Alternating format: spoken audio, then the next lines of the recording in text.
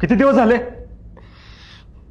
प्रशासन मला रोज विचारतंय मधुकर, वडिलांना सांगता येत नाही का आधी माझं शिक्षण मग बाकी सगळं ते? काय सांगू सर, आणि कसं सांगू?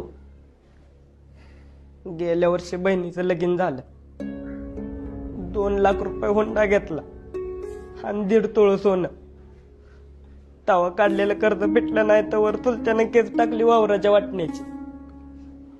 तिथं पैसा गेला, केस हारलो, घराच्या वाटण्या झाल्या. आता तर कुणाच्या घरात राहतोय सर. इकडून उंदीर येतोय तर तिकडून घुस येत्या. पावसाळ्यात अख्खं घर गळतंय. घरातली भांडी कमी पडते, पण पत्र्याची पानं काय गाळायची थांबत नाही. बाप गावलती काम करतो, उचलापासून गुरं लागतो. तरी बी आज भाकरी खाल्ल्या तर उद्याची काळजी वाटते. आई रोज वाटी घेऊन यायचं, त्याचं घर टिपती. कुठनं आणू पिलं पैसे? आणि कसं म्हणू बापाला? या सगळ्यापेक्षा माझं शिक्षण महत्वाचं आहे.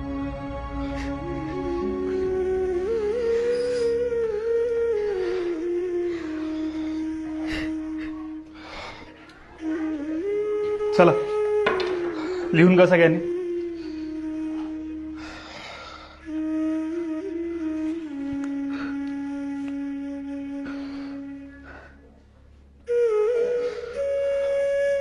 मधुकर, याच्या पुढे असलं वर्गात काहीही सांगायचं नाही.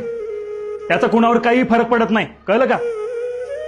प्रशासनाने नेमून दिलेली फी तुला द्यावीच लागेल.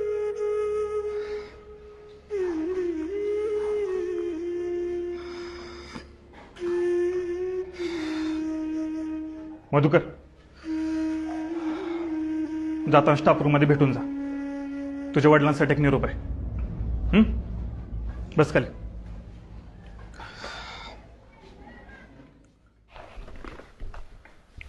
आत येऊ का सर? अरे ये मधुकर, बस. नाही नको, हाय तो उभा. अरे ये रे, बस. नको. अरे ये म्हणलं ना.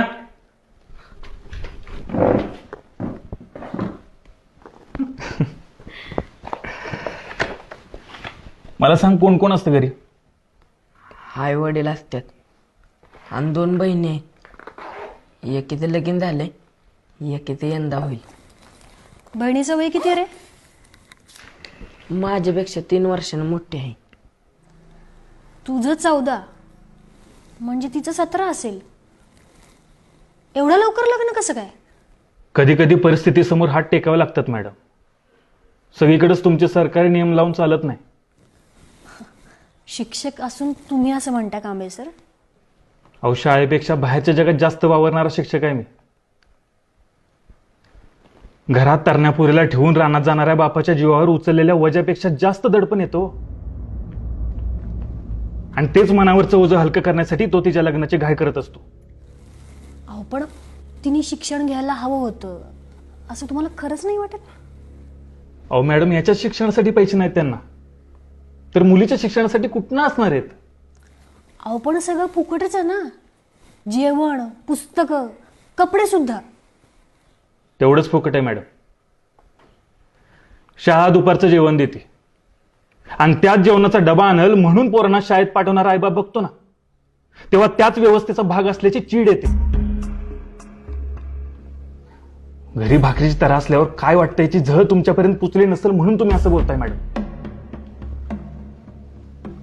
अहो, ज्या घरी भाकरीसाठी आईबाप रानोमाळ फिरतात त्या घरचं सगळं त्या मुलीलाच बघावं लागतं की. आणि कसं आहे मॅडम, तुमच्या भूमितीतल्या गोलापेक्षा भाकरीचा गोल जास्त मोठा असतो तिच्यासाठी.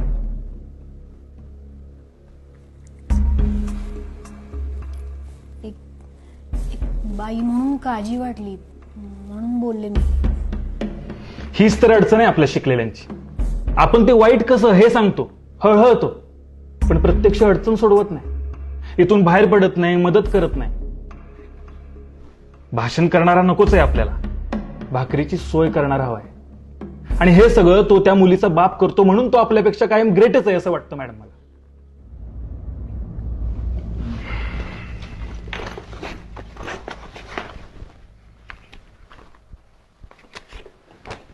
घे. अहो नाही नको, बापाला सांगितलं करतील ते. स्वाभिमान, हा स्वाभिमान गरीबाच्याच दावणीला का बांधलेला असतो? अजून एक कोड.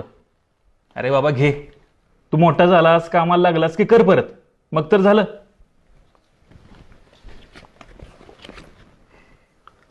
अहो फी फक्त 750 आहे, हे जास्त आहेत. अजून एक वाईट गुण, इमानदारी. अरे बाबा ठेव, लागतील तुला. आणि अजून काय लागलं तर मला मागायचं, कुणासमोर हात पसरायचे नाहीत काय. आणि तू काय काळजी करू नकोस, मी नीट लिहून ठेवेन. तू मोठा झालास, कामाला लागलास की कर मला परत. पण आता एक शब्द बोलू नकोस. उद्याची उद्या फी भरून टाकायची. आणि आता फक्त अभ्यासाचाच विचार करायचा काय. चला.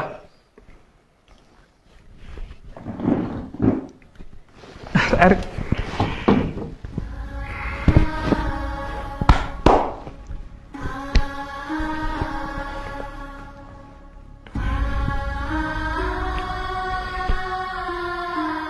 सर, हे एकदा फिरवू का?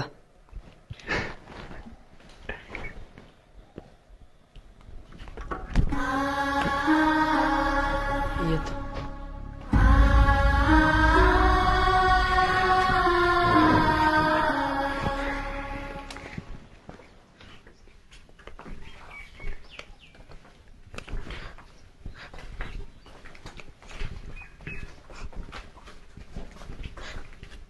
मध्या, काय झालं रडायला?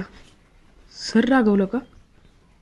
नाही अबे, फीचे पैसे दिले सरांनी. सगळे शिक्षक कुरकुटे तरंगत नसते तर काय काय कांबळे सर बी असते. तिथून 1 मिनिट बी लागला नाही हे काढून द्यायला. माझ्या बापाचं 2 दिवसाचं कष्ट वाचवलं रे याने.